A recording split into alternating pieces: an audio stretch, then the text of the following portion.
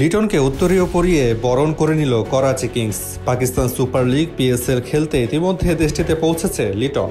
সেখানে দলের পক্ষ থেকে উষ্ণ অভ্যর্থনা পেয়েছেন এলকেডি। করাচি কিংস তাদের ফেসবুক পেজে লিটনকে বরণ করার ভিডিও পোস্ট করেছে। মঙ্গলবার পিএসএলে খেলতে দেশ ছাড়ে লিটন দাস। এবার পুরো আসরেই খেলার ছাড়পত্র পেয়েছেন তিনি।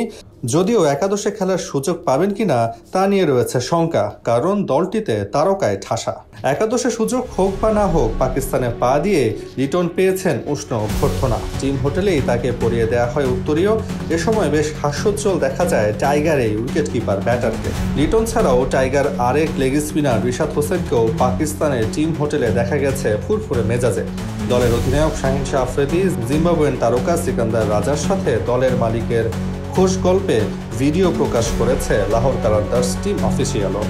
আগামী 11 এপ্রিল পর্দা উঠবে পিএসএল-এর 10ম আসরের।